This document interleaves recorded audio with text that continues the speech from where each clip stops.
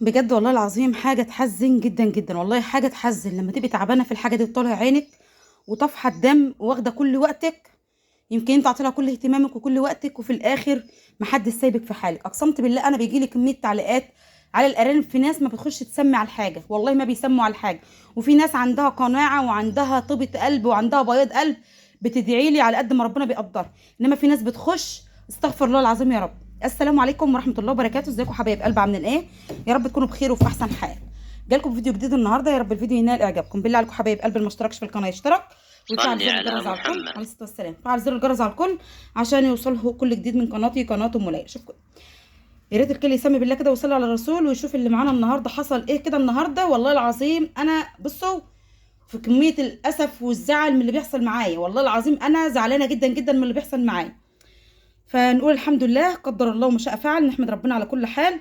الف حمد وشكر لك يا رب على اللي انت تبعتهولي وانا راضيه بيه. الأرنبة بتاعت النهاردة بقالها 33 يوم أو 32 يوم، كانت عشر. الأرنبة دي أول مرة جت ولدت عندي خالص، جابت 6، نزل واحد ميت وطلعوا 5 صحيين. فكانت مبهدلة نفسها وكانت غرقانة دم ونحلة الشعر بتاعها تماما. ففي واحدة دخلت كتبت لي كومنت بتقول لي، أنا بقول الأرنبة مبهدلة نفسها وناسفة والكلام ده كله وأنا خايفة. قالت لي لا ده أرنبة شاطرة، ادعي لي، ده أنا عندي 2 مش راضين إيه، لا يخصبوا ولا يولدوا. قلت لها ربنا يرضيك ويرزقك فيهم. يعني انت بصالي في ارنبه جابت 5 ارانب، والله ال5 ماتوا، ما فضل منهم الا 2. والله العظيم ما فضل من ال5 الا 2. يعني انا قعدت ارنبه وتاني بطن خصبتها ما لقطتش، ولسه ديت تاني بطن ليا من يوم ارنبه معايا بقالها سنه، لسه دي تاني بطن تجيبها لي. وهتشوفوا اللي هي جابته لي النهارده، ومبهدله المكان ومبهدله الدنيا. هي حزينه على اللي هي فيه الارنبه، مش عشان هي ارنبه مش روح وحاسه، هي الارنبه شكلها اصلا صعبانه عليا وحزينه على اللي هي فيه. انا اصلا كده هبدلها لان هي كده مش تمام معايا، مبهدله الدنيا ونقطه شعر كتير، بسم الله ما شاء الله. يعني هي ارنبه حلوه وبتسقي ولادها كويس، بس الانتاج بتاعها مش عاجبني تماما. هتشوفوا معايا دلوقتي اللي حصل ايه والدنيا فيها ايه. هنلم بس الاول الشعر النظيف ده عشان نحطه على الجزء اللي فاضل معانا من الارانب.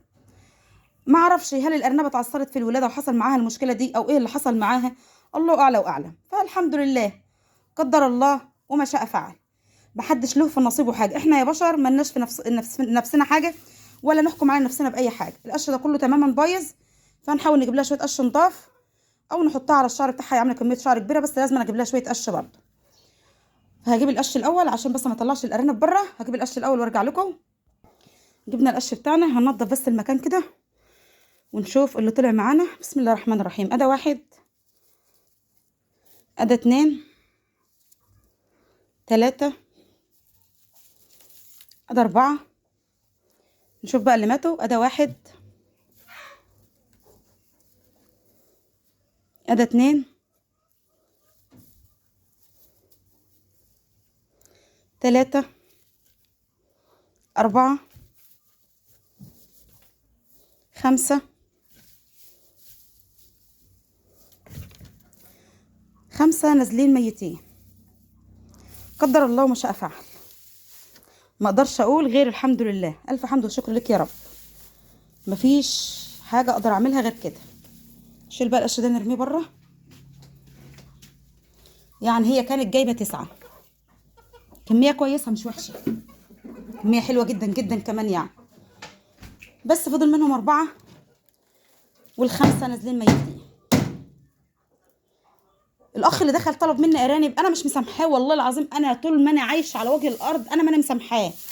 يا اخي التعب والشقايه ببلاش، يا يستكتر حاجتي عليا. من يوم ما طلب مني الارانب وسعر هو بمزاجه، ما رضاش بالسعر بتاعه، سعر هو بمزاجه عايز ياخدها ببلاش بتراب الفلوس، وانا قلت له لا مش هبيع بالسعر ده. من يومها وانا مات الارانب اللي هو طلب منها، مات منها ال3 اللي هو طلبهم ماتوا. وخدوا ورا منهم خلفتين الجوز الارانب الاثنين السمر، الاميه الكبيره والارنبه التانية. حسبنا الله ونعم الوكيل فيك يا شيخ، حسبنا الله ونعم الوكيل فيك، لان انت شخص غبي جدا جدا وقلبك اسود. والله العظيم قلبك اسود. دول ال4 همت اللي معانا همت. فالحمد لله، قدر الله ما شاء فعل، نحمد ربنا على كل حال.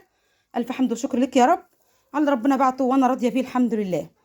كده الخلفه بتاعتها راحت كلها، فالف حمد وشكر لك يا رب. لو في ارنبه تانية عندي بترضع انا كنت حطيتهم وياها، يعني في حاجه تانية والده معاها في نفس الميعاد انا كنت حطيتهم لها وشغلتها على طول. بس الحمد لله، قدر الله وما شاء فعل. ده هو كله حرام، بجد حرام يعني. على ايه بصلي؟ والله العظيم انا مديونه لطوب الارض، اقسمت بالله انا مديونه لطوب الارض. شايفين 5 ارانب اهمت ميتين؟ شايفين حجم الارانب؟ بقول ممكن تكون عشان في اجنه حجمها كبير، ممكن تكون تعثرت في الولاده ودول ماتوا. مش قادره ان انا اقول اكتر من اقول الحمد لله، الف حمد وشكر لك يا رب. بس ده حرام، والله العظيم حرام. يعني انت داخله بصلي في ايه، او هو داخل باصص لي في ايه؟ على ايه؟ على تعبي وشقايه وبهدلت ومرمطتي. ما تجي والله العظيم ما تيجي وبالكنسي وتنظيفي تحت منهم، والله العظيم ما يجي وبالكنسي وتنظيفي تحت منهم. حرام بجد يعني. انا من طبيعتي بحب، يعني بقول لك اما بنعمه ربك فحدث، اما بنعمه ربك فحدث. فعشان ربنا بيرزقني بخير وبنعمه، وانا بصفايا قلبي وطيبه قلبي بنزل معاكم كل خير بيجيني. طب ليه تستكتروا عليا؟ ليه تستكتروا عليا؟ ان كان في فراخ، ان كان في بط، ان كان في ارانب، ان كان في اي حاجه، مستكترينها عليا ليه؟ ليه؟ انا معايا ناس محترمه كتير وناس ولاد حلال كتير، بس في 2 3 معايا كده على القناه قلبهم اسود جدا جدا، والله العظيم قلبهم اسود جدا جدا، سواء رجال او حريم. عندهم سواد قلب وعندهم غباء مش عند حد. ليه؟ انت واحد دخلت طلبت مني ارانب، انا قلت لك السعر بتاعي مش عاجبك، بالسلامه. ما تقعدش تفاصل معايا وتعمل معايا وتبص في الحاجه تضرب عينك فيها، تضيع لي اكتر من 20 ارنب. حرام عليك، حسبنا الله ونعم الوكيل فيك، حسبنا الله ونعم الوكيل فيك يا شيخ.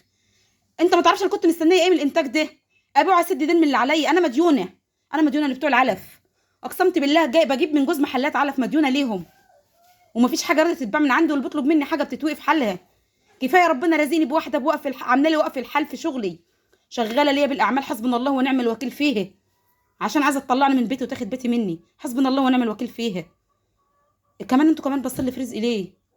بصلي في رزقي ليه؟ حرام عليكم والله العظيم. انا كفرانه وطفحه الدم في الحاجه دهي، اقسمت بالله طفحه الدم طالع عيني وعين اهلي عشان من اجل حاجه زي دهي. فالحمد لله، هقول ايه؟ قدر الله وما شاء فعل، قدر الله وما شاء فعل، مش هقدر اقول اكتر من كده. فالحمد لله احنا هنسيبها لاولادها ترضعهم، يعني مش معقوله ان انا هعدم دول عشان هم 4، لا، هسيبها ترضعهم وتاخد دنيتها. يعني ممكن اشغلها بكره او بعده بالكتير، عشان هم 3 4 ارانب، هشغلها بكره او بعده بالكتير على ما ترضعهم ويبقوا كويسين، يكون هي خلاص بدات تشتغل. عشان انا هشوف حد يعني ايه، هعرفه الوضع اللي فيها، ولو هو هياخدها لحم هسيبها مش هخصبها، هيقول لي شغليها وانا هاخدها، مفيش مشكله. بس الحمد لله، بس لازم اعرفه علتها. هي الحمد لله المره دي جايبه لي 9، المره اللي فاتت كانت جايبه 6 مات منهم 1، المره دي جايبه لي 9، بس ال9 مات منهم 5. دي عين ولا مش عين يا جماعه؟ والله العظيم انا زهقت وتعبت. الارانب من يوم ما اشتغلت في الارانب ما ماتش عندي ارنب. من يوم ما الشخص ده دخل طلب مني ارانب، والارانب عندي نازله كل يوم تموت، كل يوم تموت. حسبنا الله ونعم الوكيل فيك، اني مغلوب فانتصر يا رب، اني مغلوب فانتصر. في اللي يبص لي في رزقي وفي تعبي وفي شقايه، حسبنا الله ونعم الوكيل فيك. لان والله العظيم بجد كده حرام حرام حرام فعلا. وانا اسفه لان انفعلت، بس بجد حاجه تضايق وحاجه تزعل، لان فعلا والله العظيم انا ما استاهلش من حد كده، لان ما اذيتش حد بحاجه. اقسمت بالله انا ما اذيت حد بحاجه، عشان الناس تدخل تاذيني بنظره عينها الوحشه. اللي عنده حقد وعنده سواد بلاش يدخل لاي حد، بلاش انا لاي حد على اليوتيوب بلاش تدخل له، لان انت بتاذي الناس، وحسابك عند ربنا كبير قوي قوي قوي قوي بجد يعني. وربنا يجازيك خير في سم عينك، في سم عينك او في سم عينك اللي تضربه في حاجه الناس. مش انا لوحدي، لاي حد تدخلوا له وتضربوا عينكم في حاجته ربنا ينتقم منكم اشد الانتقام. دي كان الفيديو بتاعي النهارده، ومعلش وانا اسفه، لان بجد هي حاجه تخرج بني ادم عن شعوره وتزعل بجد، لان فعلا انا كنت مستنيه انتاج من الارنبه دي، والارانب اللي عندي اللي كانت موجوده 3 طبطن ورا بعض راحوا لله تعالى بسبب الشخص ده.